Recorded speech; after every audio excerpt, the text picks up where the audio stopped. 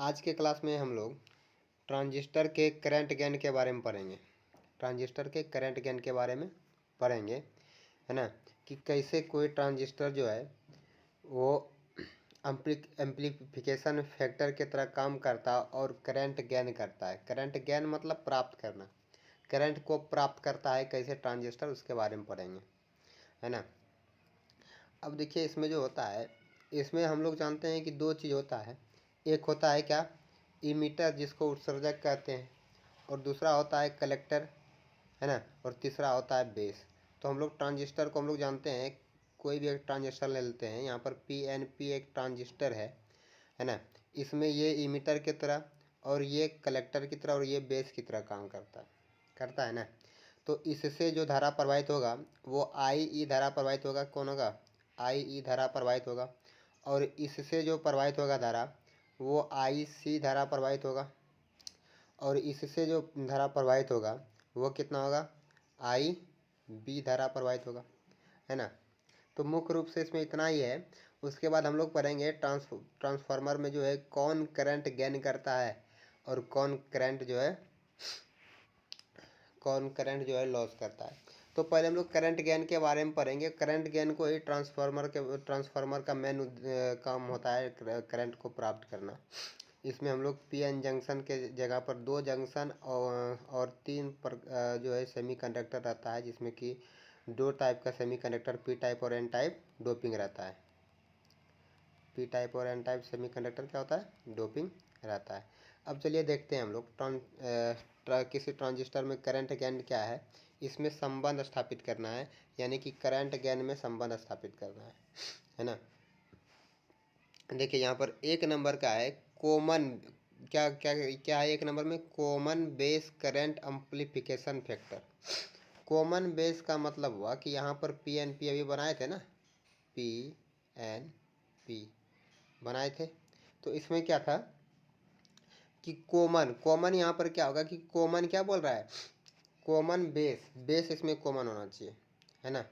तो current amplification factor है ये।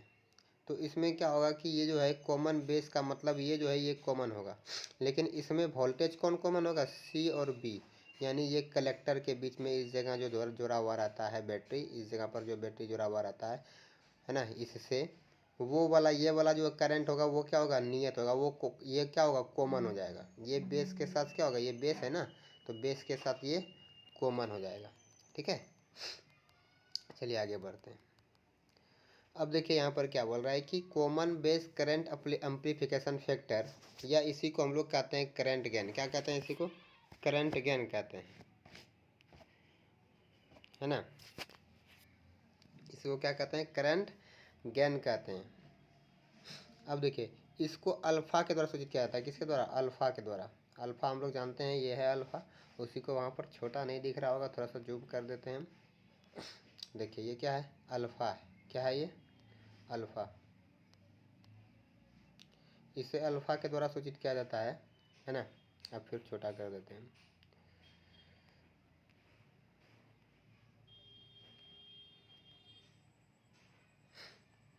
अब देखिए ट्रांजिस्टर में कॉमन बेस के लिए नियत संग्राहक आधार वोल्टेज पर संग्राहक और उत्सर्जक की धारा के स्मॉल परिवर्तन, यानी संग्राहक और उत्सर्जक धारा। समझिएगा एक बार फिर से, क्या बोल रहा है? संग्राहक और उत्सर्जक धारा। इसका मतलब क्या है? यहाँ 3 भाग रहता है। ये संग्राहक यानी कि जिसको हम लोग क्या बोलते हैं? इमीटर बोलते हैं। क्या बोलते हैं? संग्राहक ये हो गया, ये कलेक्टर हो जाएगा, ये क्या हो जाएगा? उत्सर्जक। तो ये दोनों के बीच में जो धारा प्रवाहित होगा ना, उसको हम लोग क्या बोलेंगे? संग्राहक और उत्सर्जक धारा के स्मॉल परिवर्तन, छोटा सा परिवर्तन, है ना, ज़्यादा परिवर्तन नहीं, स्मॉल परिवर्तन। स्मॉल परिवर्तन के लिए हम लोग जानते हैं कि डेल्टा का प्रयोग करेंगे यहाँ पर, है ना। तो स्मॉल परिवर्तन के अनुपात को करंट गेन कहते हैं। क्या कहते हैं? Current gain. तो यहाँ पर देख लेते हैं हम लोग, अल्फ़ा बराबर क्या है? डेल्टा C बटे डेल्टा E, है ना। डेल्टा IC बटे डेल्टा IE। IC क्या है? तो IC क्या है? संग्राहक की धारा, और I की क्या है? इमीटर यानी कि उत्सर्जक की धारा है। तो दोनों के अनुपात को हम लोग क्या कहते हैं? करंट गेन कहते हैं। यहाँ देखिए लिखा हुआ है ना कि नियत संग्राहक मतलब कलेक्टर, है ना, और आधार वोल्टेज पर नियत संग्राहक आधार वोल्टेज देखिए यहाँ पर नियत है। संग्राहक मतलब क्या, कलेक्टर और बेस, है ना, वो क्या नियत है संग्राहक पर। संग्राहक और उत्सर्जक, संग्राहक मतलब क्या, IC और IE के धारा में स्मॉल परिवर्तन के अनुपात को क्या कहते हैं हम लोग, करंट गेन कहते हैं। क्या कहते हैं, करंट गेन। तो यहाँ पर हम लोग लिख सकते हैं यहाँ पर अल्फा बराबर डेल्टा IC बटे डेल्टा IE। ये कब होगा, जब VCB नियत होगा। VCB क्या होगा, नियत होगा। अब हम लोग इधर देखते हैं दूसरे नंबर में, ये था कब ये ऐसा हुआ, जब यहाँ पर नियत कौन था, संग्राहक और बेस का वोल्टेज। अब ये कब होगा, यहाँ दूसरा कंडीशन कब होगा, जब संग्राहक और इमीटर का वोल्टेज जो है वो नियत होगा, तब ये कंडीशन लागू होगा। तो इसमें क्या है कि common emitter current amplification factor, है ना, उभयनिष्ठ धारा उत्सर्जक प्रवर्तक गुणांक, या फिर इसी को करंट गेन कहेंगे। इसको बीटा के द्वारा सूचित करते हैं। किसके द्वारा, बीटा के द्वारा इसको सूचित करते हैं, है ना, किसके द्वारा, बीटा के द्वारा। बीटा तो आप लोग जानते हैं, ये है बीटा। बीटा के द्वारा सूचित किया जाता है। अतः संग्राहक को नियत संग्राहक उत्सर्जन वोल्टेज, अतः संग्राहक को नियत संग्राहक उत्सर्जन वोल्टेज, है ना, संग्राहक नियत मतलब क्या, एक समान। संग्राहक उत्सर्जक वोल्टेज मतलब VCE, है ना, वोल्टेज के वोल्टेज पर संग्राहक और आधार के करंट में परिवर्तन के अनुपात को क्या कहते हैं, करंट गेन कहते हैं। करंट में परिवर्तन के अनुपात को क्या कहते हैं, करंट गेन कहते हैं। मतलब कि डेल्टा IC बटे डेल्टा IB बराबर क्या हो जाएगा, इसको करंट गेन कहेंगे। और इसको बीटा के द्वारा सूचित करेंगे। किसके द्वारा, बीटा के द्वारा सूचित करेंगे। और मेरा मेन उद्देश्य क्या था, करंट गेन तो हम लोग समझ गए। करंट गेन में क्या कहेंगे, या तो संग्राहक और इमीटर का धारा का अनुपात, या फिर संग्राहक और बेस के धारा का अनुपात को हम लोग क्या कहेंगे, करंट गेन कहेंगे। काहे कि दोनों में करंट प्रवाहित होती है ना। अब यहाँ पर देखिए, मेन मेरा क्या था कि इसमें संबंध स्थापित करना। इसमें क्या था, संबंध स्थापित करना। तो इसमें हम लोग क्या करेंगे, संबंध स्थापित करेंगे। कैसे, अल्फा और बीटा में। और अल्फा बीटा क्या हम लोग जानते हैं, ये क्या है, एक तरह का करंट गेन है। क्या है, एक तरह का करंट गेन है ये। ठीक है, तो दूसरे पेज में चलिए समझते हैं हम लोग करंट गेन के बारे में, अल्फा और बीटा के बारे में। ठीक,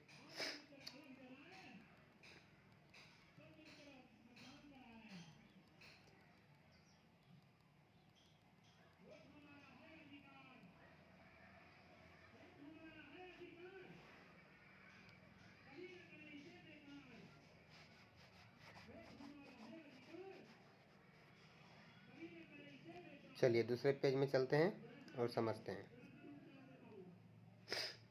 अब हम लोग अल्फा और बीटा में संबंध स्थापित करेंगे।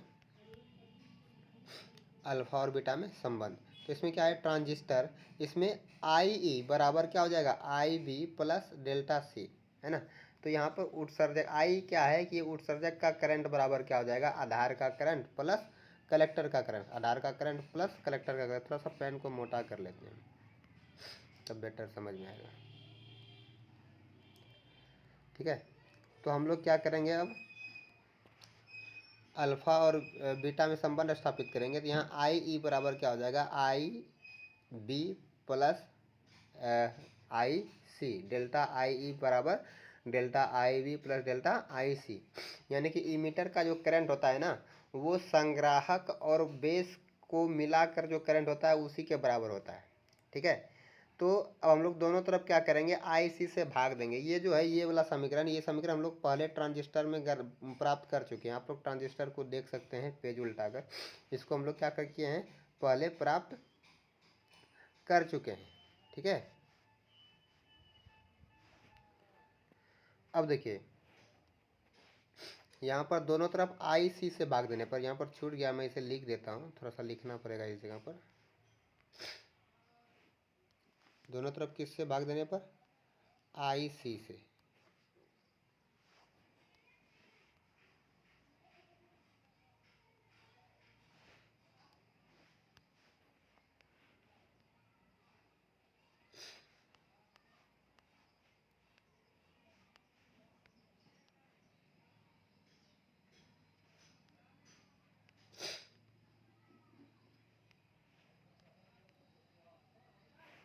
दोनों तरफ किससे भाग देने पर, आई सी से भाग देने पर।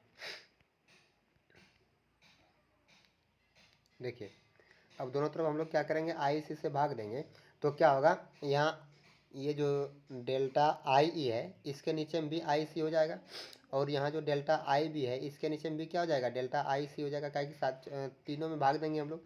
ये तीनों में जो है किससे भाग देना है, आई सी से, तो तीनों में आई सी से भाग दे दिए हैं, दे दिए हैं कि नहीं दिए। ठीक है, तो अब यहाँ पर देखिए ये आई सी कट जाएगा, और कटने के बाद कितना हो जाएगा, एक हो जाएगा। इसलिए यहाँ पर इसका मान कितना हो गया, एक हो गया है। हो गया है ना एक।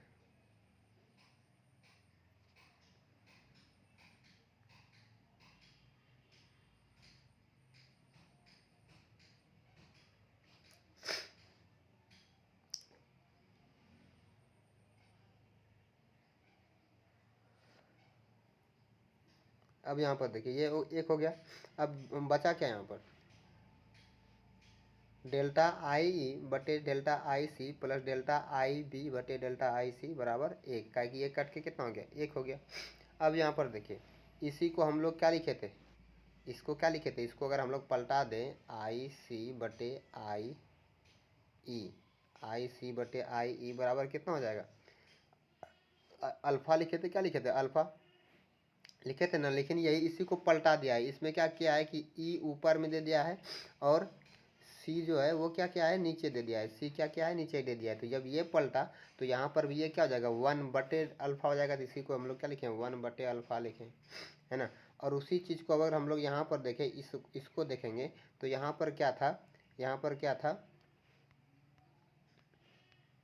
यहाँ पर क्या था, यहाँ पर आई सी बटे आई बी था, है ना, आई सी बटे आई बी था। तो इसको जब पलटे तो यहाँ पर भी क्या हो जाएगा, 1/बीटा। तो यहाँ पर इसको हम लोग क्या किए, पलट दिए हैं।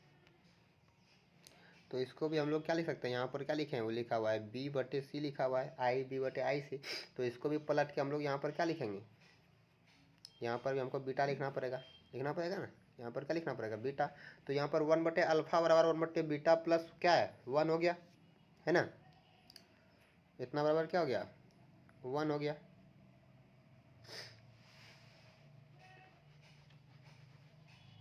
तो हम लोग इसी को फिर अब क्या करेंगे, सॉल्व करेंगे, है ना।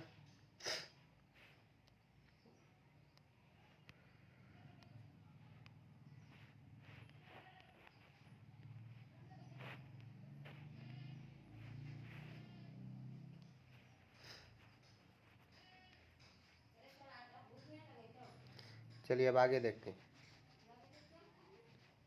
अब यहाँ पर देखिए 1/बीटा का जब एलसीएम लेंगे तो ये यहाँ पर क्या हो जाएगा, बीटा हो जाएगा एलसीएम में। अब बीटा एलसीएम हो जाएगा तो ये बीटा भी ऊपर हो जाएगा कि नहीं हो जाएगा। अब जैसे ही बीटा ऊपर में हुआ तो यहाँ पर अब देखिए ये दोनों इधर क्या है, गुना में है, और ये भी इधर क्या है, भाग में। जब इसको क्रॉस मल्टीप्लिकेशन करेंगे तो ये इससे गुना हो जाएगा और ये इससे गुना हो जाएगा, है ना। बीटा एक से गुना हो जाएगा तो सिर्फ बीटा बचेगा, और ये इससे गुना हो जाए तो क्या हो जाएगा, अल्फ़ा इंटू 1 प्लस बीटा बचेगा, है ना। तो जब हम लोग फिर क्या करेंगे, समझिएगा कि जब हम लोग ये 1 प्लस बीटा को हम लोग क्या करेंगे कि ये गुना में इधर लेकर जाएंगे तो बीटा के नीचे भाग में हो जाएगा, जो नीचे क्या हुआ है, ये क्या है, ये नीचे आ गया, है ना। तो अल्फ़ा बराबर क्या हो जाएगा, अल्फ़ा बराबर बीटा बटे 1 प्लस बीटा हो जाएगा। और यही हमारा जो है मेन फार्मूला, ये VBI है, इसको नोट कर लीजिएगा, ठीक है। तो आज के लिए इतना ही, अब नेक्स्ट क्लास लेंगे कल।